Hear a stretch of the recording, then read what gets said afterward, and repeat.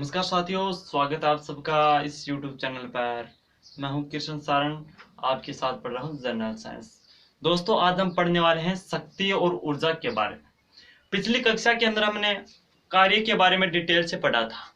उसी प्रकार हम नियमित रूप से कक्षा लेकर आ रहे हैं। आज हम पढ़ने वाले हैं शक्ति और ऊर्जा के बारे में। दोस्तों, शक्ति है उनको भी डिटेल से पढ़ेंगे और ऊर्जा को हम भी डिटेल से पढ़ेंगे। तो दोस्तों, शक्ति होती क्या है? पहले हम शक्ति के बारे में जान लेते हैं। शक्ति होती क्या है, यानी इसको हम P से डिनोट करते हैं। शक्ति पावर होता है, W/T के रूप में लिखा जाता है। W/T। W यहाँ क्या है? कार्य है। तो T क्या है? समय है। W है कार्य और T समय, यानी एकांक समय में किया गया कार्य क्या कहलाता है? शक्ति कहलाता है। एकांक समय में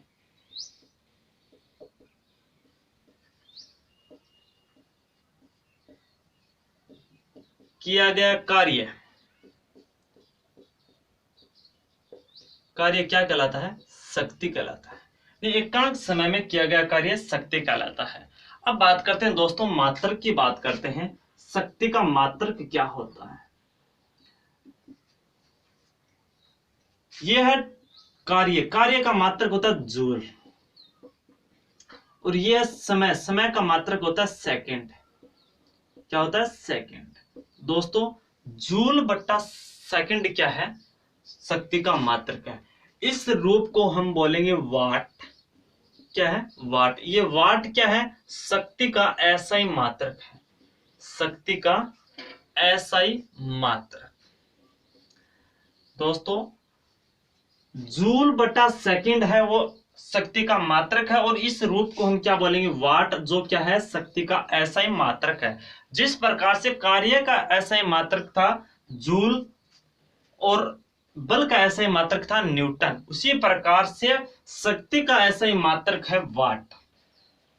और अब हम बात करते हैं इसकी विमा की बात करते हैं। दोस्तों, विमा क्या है? शक्ति की विमा क्या है? इससे क्वेश्चन इतना ही पूछा जाता है कि शक्ति है, उसका एसआई मात्रक क्या है? वाट है। और प्रश्न यह भी पूछा जाता है कि एकांक समय में किया गया कार्य कहलाता है, तो नीचे आएगा शक्ति आएगा, ऊर्जा आएगा और वेग आएगा। इनमें से कोई नहीं आएगा। तो आपको शक्ति, ऊर्जा और वेग में से आपको पहचानना है। शक्ति है वो क्या है? एकांक समय में किया गया कार्य है। अब बात करते हैं विमा। दोस्तों, विमा, यदि हमें जूल की विमा याद है तो हम डायरेक्ट निकाल सकते हैं। कैसे? जूल की विमा क्या है? जूल है कार्य की विमा हमने क्या लिखा था? m1L2T-2 लिखा था। दोस्तों, m1L2T-2 लिखा था। और सेकंड है दोस्तों, बट्टा में मैं सेकंड की पावर 1 लगा रहा हूं।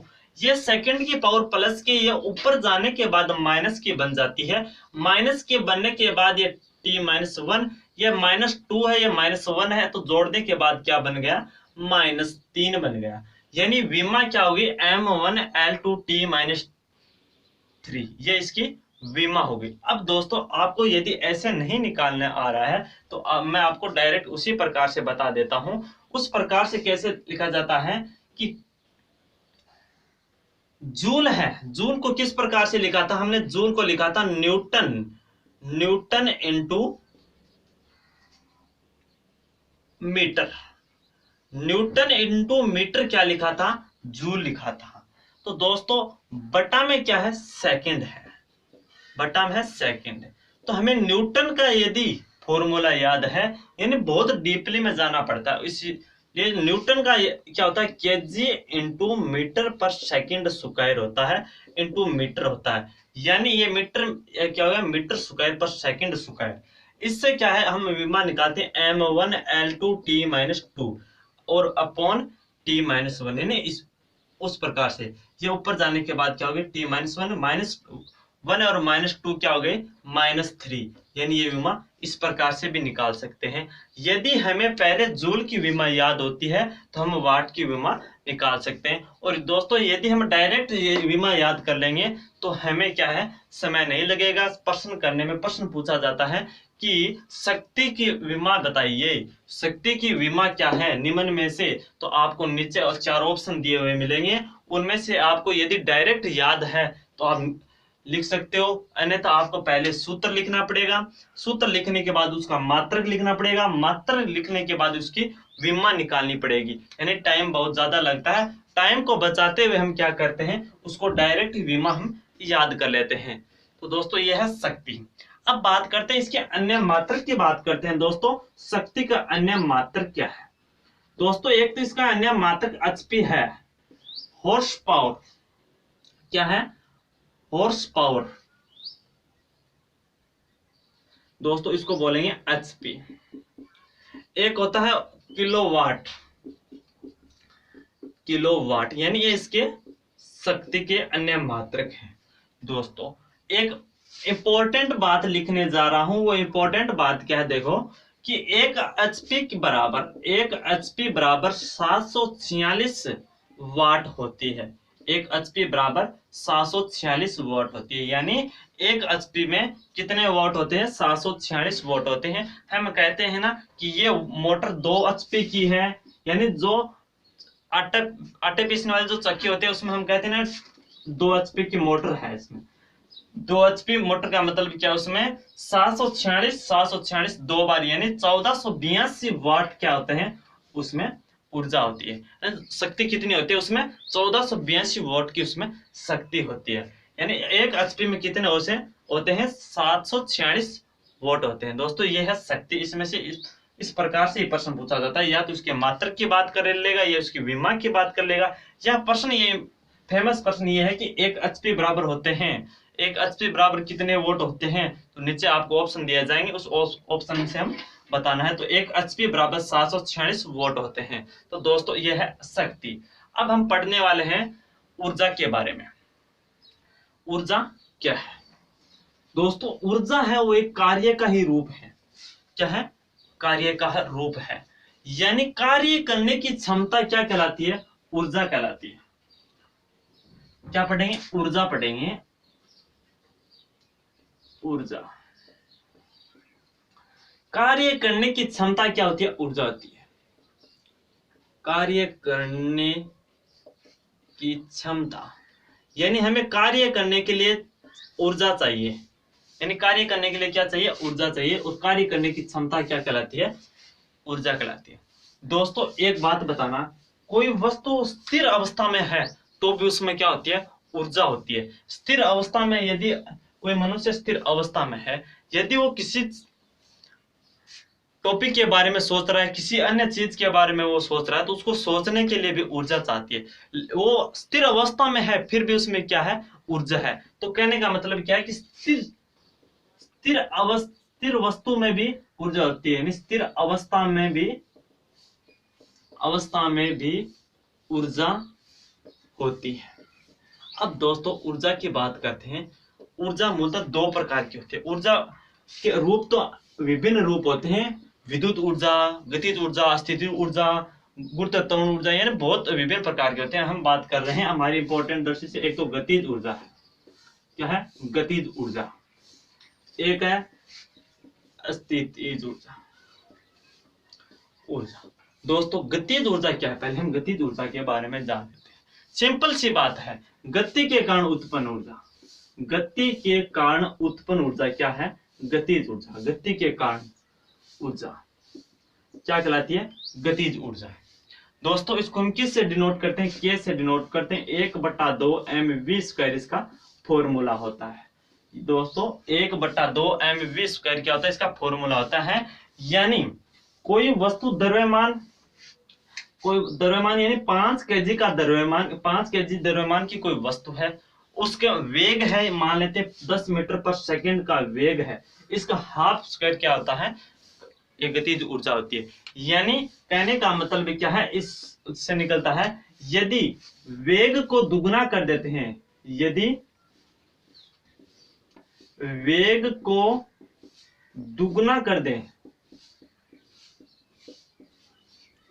देने पर गतिज ऊर्जा 4 गुनी हो जाती है। ऊर्जा 4 गुनी हो जाती है। प्रश्न ये भी इंपॉर्टेंट है दोस्तों।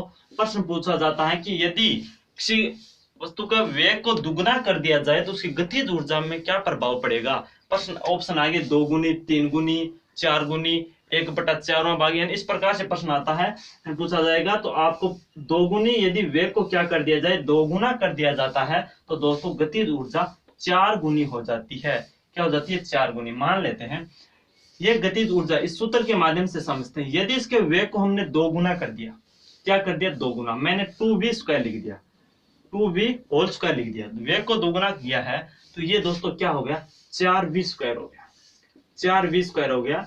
ये कांस्टेंट है और द्रव्यमान भी कांस्टेंट रहता है। कैसे रहता है मैं बताता हूं। यदि ये 5 kg की कोई वस्तु है, क्या है? 5 kg की वस्तु है और वेग तो क्या होता है? परिवर्तन हो सकता है।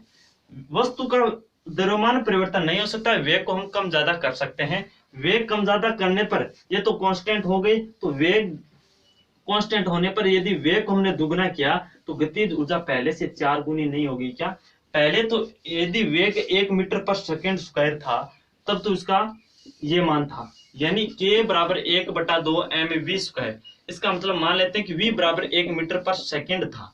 v बराबर 1 मीटर/सेकंड था, तब उस k का मान ये था। यदि मैं v बराबर 2 मीटर/सेकंड कर लेता हूं तो k बराबर क्या होगा? 1/2 यानी m4v² होगा, यानी 4 गुनी हो गई। पहले से क्या हो गया? 4 गुना हो गई।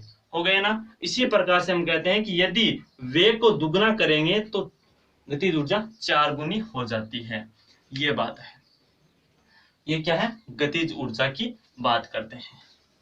गतिज ऊर्जा की बात हुई है कि यदि वेग को दुगना कर दिया जाए तो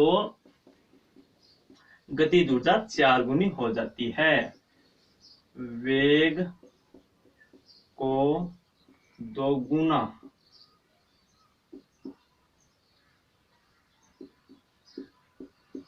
कर देने पर गतिज ऊर्जा 4 गुनी हो जाती है।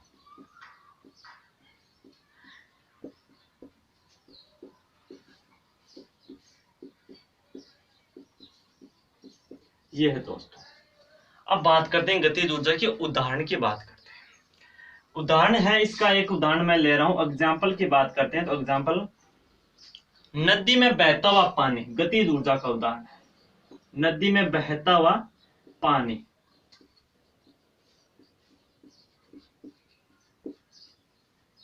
गति करती हुई वाहन यानी गति करता हुआ वाहन या गति करती हुई गाड़ी, गतिशील वाहन। गतिशील वाहन में क्या होता है? गति जुड़ जाती है। ये आदि उदाहरण है। अब बात करते हैं दोस्तों अस्तित्व ऊर्जा की।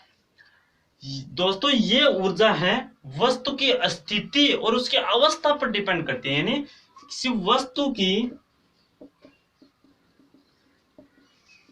स्थिति व अवस्था परिवर्तन के कारण, अवस्था परिवर्तन के कारण, परिवर्तन के कारण ऊर्जा क्या कहलाती है? स्थिति ऊर्जा। यानी किसी वस्तु की स्थिति व अवस्था परिवर्तन के कारण ऊर्जा स्थिति ऊर्जा कहलाती है। दोस्तों ये इसको भी समझना है। ये होता है U बराबर mgh। U बराबर क्या होता है? mgh होता है। दोस्तों m क्या है? m है द्रव्यमान। अब बात करते हैं g क्या है? गुरुत्व त्वरण है। ये क्या है? त्वरण है। h क्या है? ऊंचाई है। ये हमने जाना है। यानी m क्या? द्रव्यमान, g त्वरण है, गुरुत्व त्वरण है दोस्तों, और h क्या है? ऊंचाई है। अब हम बात करते हैं ये आता कैसे है। मैं एक बात ध्यान से समझना। मैं मान लेता हूं ये एक धरातल है। क्या है दोस्तों? धरातल है।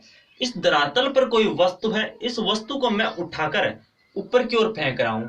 यदि मैं इस वस्तु को ऊपर की ओर फेंक रहा हूं तो हमारे द्वारा बल लगाने के कारण ये वस्तु ऊपर की ओर जाती है, और धीरे धीरे हमारा जो बल कम होता जाएगा वैसे वैसे क्या होगा कि वस्तु का वेग भी कम होगा। वस्तु का वेग कम होगा तो गतिज ऊर्जा क्या होगी? कम होगी। गतिज ऊर्जा कम होती है, और इस स्थिति से उस स्थिति पर जाने के मतलब क्या है, पहले तो इस स्थिति पर थी और बाद में इस स्थिति पर आ गई। यानी जैसे जैसे वस्तु ऊपर की ओर जाती है तो स्थितिज ऊर्जा में क्या होती है, वृद्धि होती है। स्थितिज ऊर्जा में क्या होती है, वृद्धि होती है, वृद्धि। और गतिज ऊर्जा में कमी होती है। मान लेते हैं कि यहां से वस्तु फेंकने के बाद एक क्षण ऐसा समय आता है, एक समय ऐसा आता है यहां पर जाकर ये वस्तु कुछ क्षण के लिए रुक जाती है। रुक जाने के कारण क्या होगा, वेग का शून्य होगा। वेग शून्य है तो गतिज ऊर्जा का मान भी क्या होगा, शून्य होगा। और उस स्थिति पर, उस कंडीशन पर स्थितिज ऊर्जा का मान क्या होगा, अधिकतम होगा। अधिकतम ऊंचाई पर स्थितिज ऊर्जा का मान अधिकतम व गतिज ऊर्जा का मान न्यूनतम होता है। ये बात है दोस्तों। यदि किसी वस्तु को ऊपर की ओर फेंका जाता है तो गतिज ऊर्जा का मान कम होता है और स्थितिज ऊर्जा का मान अधिक होता है। और अधिकतम ऊंचाई पर क्या होता है, स्थितिज ऊर्जा का मान अधिकतम होता है और गतिज ऊर्जा का मान न्यूनतम होता है। दोस्तों हमने पढ़ा था W बराबर mgh, कार्य में पढ़ा था। यानी किसी वस्तु को ऊपर की ओर फेंकने में किया गया कार्य ये पढ़ा था। ये कैसे पढ़ा था कि वस्तु को ऊपर जाने के, ऊपर जाती है तो क्या है, वस्तु के भार के कारण बल लगता है। भार के कारण वस्तु को क्या पढ़ा था, mgh, mg पढ़ा था। W बराबर mg पढ़ा था। और ये किसके बराबर है, F बल के बराबर है। तो कार्य क्या होता है, कार्य होता है बल गुणा विस्थापन की दिशा में, बल की दिशा में विस्थापन। तो दोस्तों ये तो था बल mg, विस्थापन क्या था, h था। तो mgh क्या था, w बराबर यानी ऊपर की ओर फेंकी हुई वस्तु का किया गया कार्य। और ऊर्जा क्या है, कार्य करने की क्षमता क्या कहलाती है, ऊर्जा कहलाती है। तो u बराबर mgh हो गया।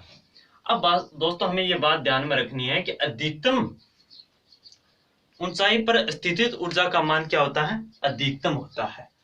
यानी ये बाद में लिखेंगे, ये बार इतना हो गया। एक बार फिर से देख लो, गतिज ऊर्जा गति के कारण उत्पन्न होती है, k बराबर 1/2 mv²।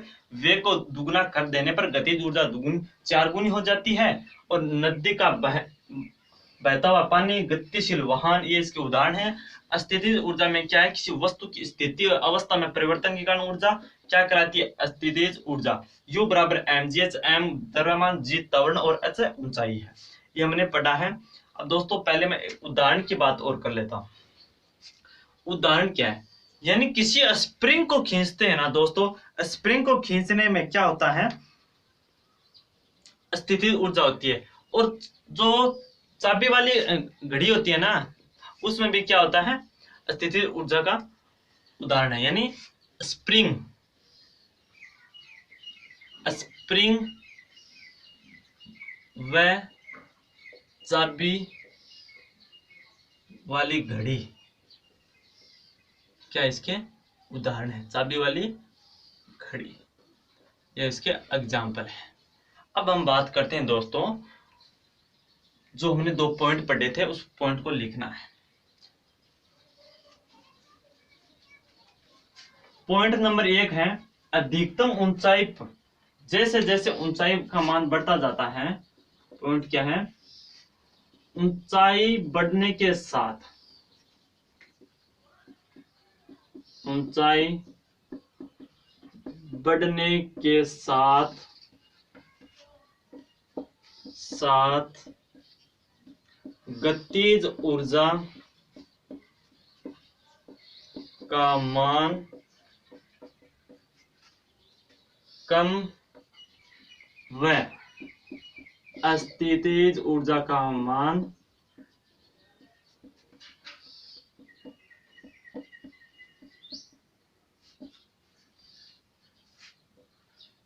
में कमी लिखते हैं, मान में कमी और स्थितिज ऊर्जा के मान में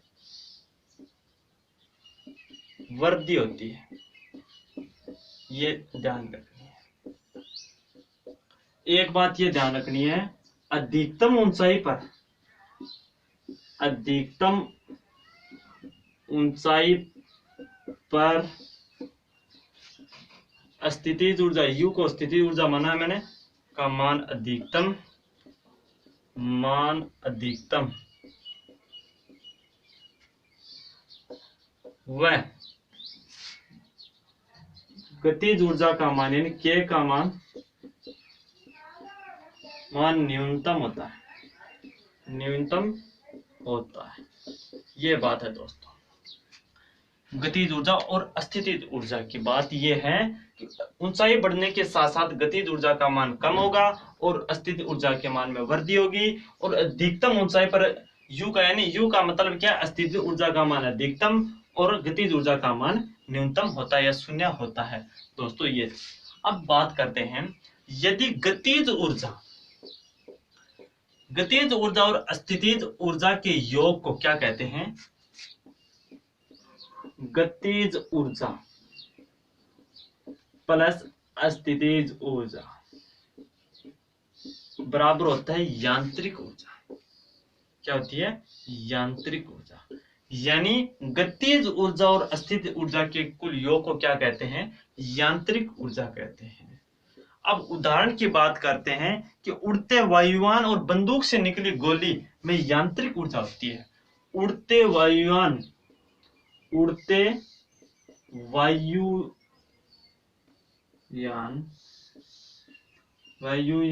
व बंदूक से निकली गोली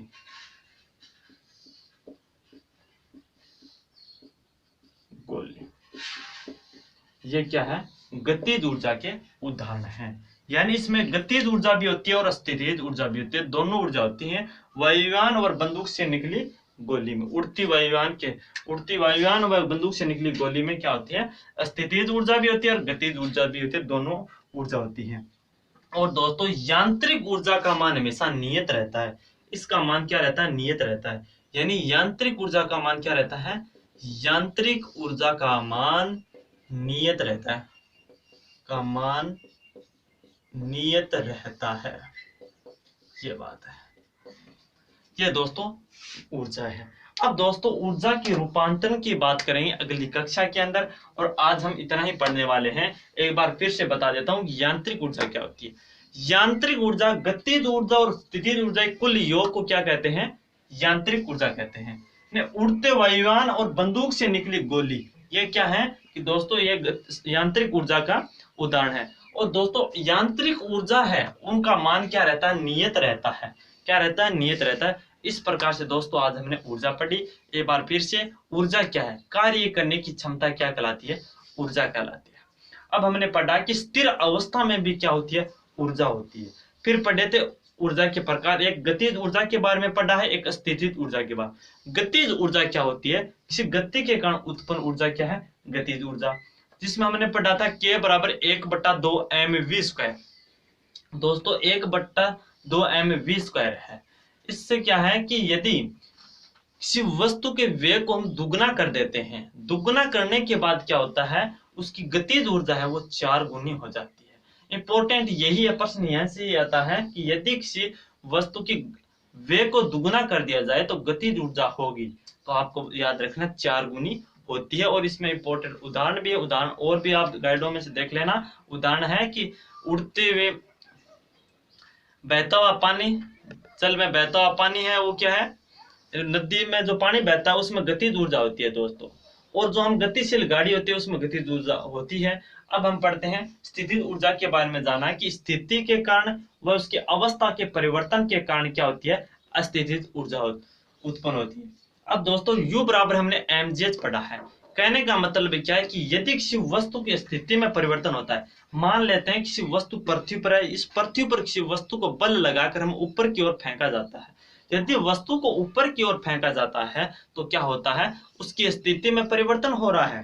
क्या हो रहा है, स्थिति में तो परिवर्तन हो रहा है। और जैसे जैसे वस्तु पृथ्वी से ऊपर की ओर जाती है तो उसका वेग क्या हो रहा है, कम हो रहा है। यदि वेग कम होगा तो गतिज ऊर्जा का मान भी कम होगा। वेग कम क्यों होगा कि हमारे द्वारा जो लगाया गया बल है वो गुरुत्वाकर्षण बल से क्या हो जाएगा, कम हो जाएगा, जिससे वेग कम हो जाता है। वेग कम होगा तो गतिज ऊर्जा का मान कम होगा और स्थिति तो बढ़ती जा रही है तो स्थिति ऊर्जा का मान बढ़ता जाता है। यानी जो अधिकतम एक क्षण के ऊपर जाकर वस्तु रुकती है, उस रुकने के बाद वापस नीचे की ओर आती है। जहां वस्तु अधिकतम ऊंचाई तक जाती है उस बिंदु पर स्थितिज ऊर्जा का मान क्या होता है, अधिकतम होता है और गतिज ऊर्जा का मान 0 या न्यूनतम होता है। जो हमने पढ़ा था और उदाहरण पढ़ा कि जो खींची गई स्प्रिंग होती है, खींचने के बाद क्या है उस स्थिति में परिवर्तन होता है, उस स्थिति ऊर्जा होती है और छोड़ने के बाद वापस अपनी मूल अवस्था में आ जाती है। ये उसके उदाहरण हैं। और हमने फिर पढ़ा था ये जो ऊंचाई के साथ साथ गतिज ऊर्जा का मान कम होता है और स्थितिज ऊर्जा का मान वृद्धि होती है, और अधिकतम ऊंचाई पर स्थितिज ऊर्जा का मान अधिकतम और गतिज ऊर्जा का मान न्यूनतम होता है। और दोस्तों गतिज ऊर्जा और अस्थिज ऊर्जा दोनों का योग को क्या कहते हैं, यांत्रिक ऊर्जा कहते हैं। ये क्या एक नियत है, इसका मान बदलता नहीं है, नियत है। और जैसे इसका उदाहरण की बात करते हैं, उड़ते वायुयान और दोस्तों बंदूक से निकली गोली, इनमें गतिज ऊर्जा भी होती है, अस्थिज ऊर्जा भी होती है। ये इनके उदाहरण है। दोस्तों आज की क्लास में हमने इतना ही पढ़ा। यदि आपको क्लास हमारी पसंद आई है तो लाइक, सब्सक्राइब और शेयर जरूर करना। धन्यवाद।